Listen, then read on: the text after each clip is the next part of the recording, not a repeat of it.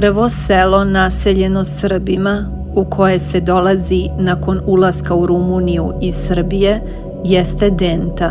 Ovo mesto pokraj Brzave na početku 20. veka imalo je 5600 stanovnika, od kojih su 850 bili Srbi. Danas selo ima oko 3000 stanovnika i 100 Srba. Bila sam dete, ali se sećam kao da je to juče bilo. Bilo je srpski orkestar, tamburaši srpski, pa o praznicima, o Božiću. To su bili balovi, uvek se znalo, sad su rumunski balovi, sad su srpski balovi, ali to smo bili, mislim, roditelji, svi su to bili zajedno, nije bilo to ograničenje, nikakvo međunacionalnih manjina. Pa onda doček Nove godine, pa čestitanje Novih godina ujutru, srpska Nova godina, sećam se da ujutru rano pod prozor došli tamburaši da čestitaju Novu godinu, pa bile su solistkinje, moja učiteljica bila jedna od tih solistkinja na srpskom jeziku, pa Radinka Milić je bila igračica, bio je deda koji je stvarao tamburice. Deda Taca, Nekvi Đorić, on je stvarao tamburice, on je za celu okolinu je pravio tamburice. Pa bio je Miluca, harmonikaš, pa bio je Dobrivoj Milutinović na Brač. Bili su dosta njih, bilo je složno srpsko društvo. Pa se to išlo po srpskim selima, dolazila srpska sela, čak iz Klisore sa programom, pa su roditelji primali na večeru i čak na spavanje ako je bilo potrebno. Crkva je bila, prepuna je bila. A sada nas možete brojati na 10 prste koliko smo drugi put.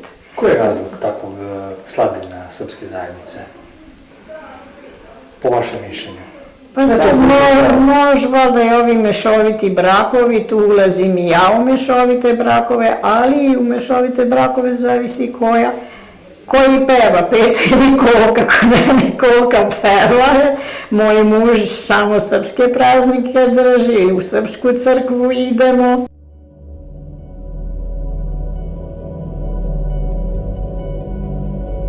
Nakon povlačenja turskih trupa iz Banata, koji potpada pod vlast Austrijskog carstva 1718. godine, započete su prve kolonizacije Nemcima. Nešto kasnije, ovde su se doselile i bugarske porodice. Srbi su zajedno sa Rumunima starosedeoci ovog mesta, o čemu svedoče brojna dokumenta. Nekada se mesto isključivo smatralo rumunsko-srpskim.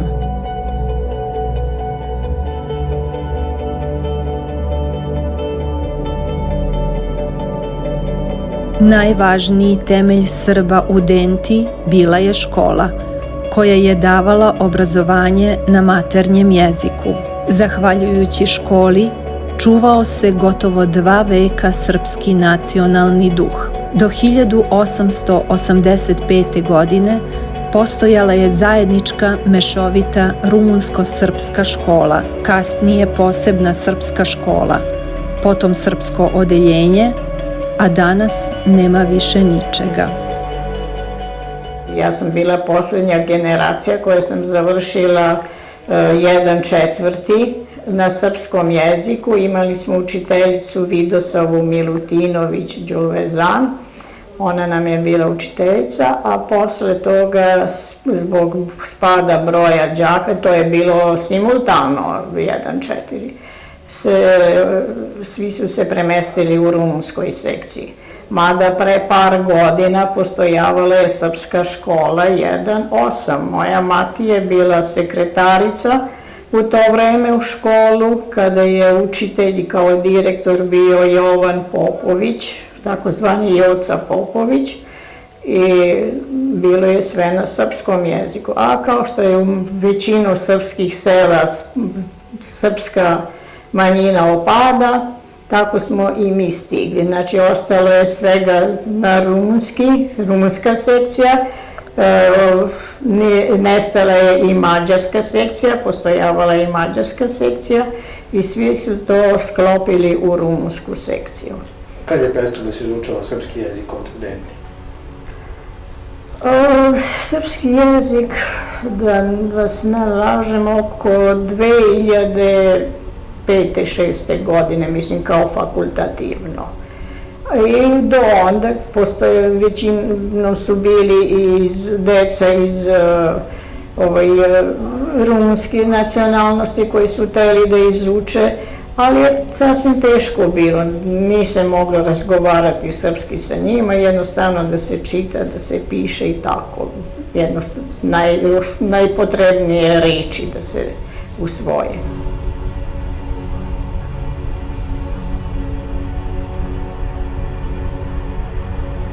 Srpska reč se zadržala još u Srpskoj crkvi.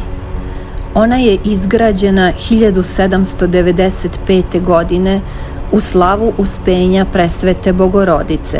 Karakteristična je po debljini zidova, što ide u prilog tome da je crkva sagrađena da odoleva vekovima i iskušenjima, što nažalost nije slučaj sa Srbima u Denti.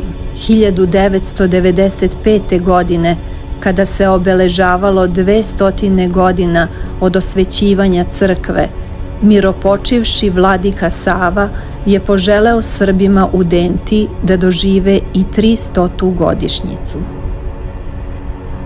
Pa ne znam da li će tu. Nema baš ko, šta je znam, nemam poverenja. Moglo bi se, ali teško da zamislimo tako nešto. Mada bismo mi, naša generacija koji smo ostali, bismo želeli, ali od želje do stvarnosti puno je dalek je put. Da. Bio je lep doček, onda bio je lepo. Istorija je zadavala teške udarce multietničkom stanovništvu u Denti. Mnogi meštani, među kojima i Srbi, mobilisani su na frontove u Prvom svetskom ratu i nisu se vratili domovima. Tokom Drugog svetskog rata jedan događaj je posebno obeležio istoriju Dente. Stradali su srpsko-jugoslovenski piloti koje su ubili vojnici Nemačkog rajha. U njihovu čast i slavu podignut je spomenik na groblju u Denti, ali kao da niko ne zna za njegovo postojanje. Brigu o njemu vode lokalne vlasti, a prema rečima meštana, poslednja delegacija iz Beograda posetila je grob 60. godina prošlog veka. Ovde u Dentu su bili 3 pilota sahranjeni koji po završetku rata se povlačili u bivšu Jugoslaviju. I između Dente i Stamore ovde su Nemci uspeli da streljaju avion.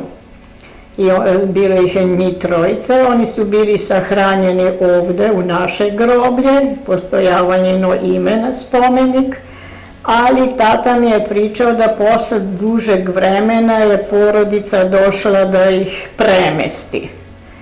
I taj grob su posećivali, taj spomenik posećivali.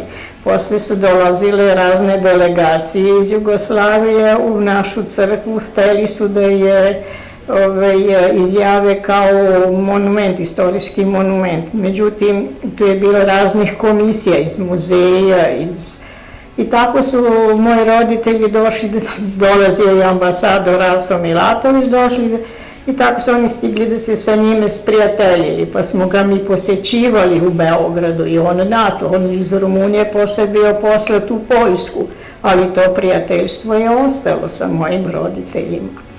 Međutim, sada ne znam, ne sećam se da je neko od ambasade ili konzulata bio da poseti grob, osim preosvećenog vladike Lukjana, koji je par puta bio.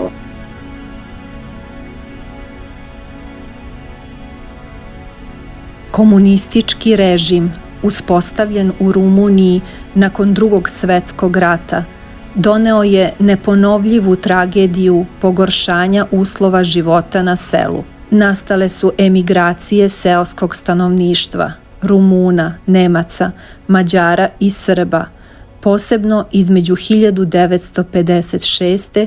i 1996. godine. Dugotrajni ožiljci su ostali, jer najverovatnije Srbi neće uspeti da obeleže 300. godišnjicu crkve.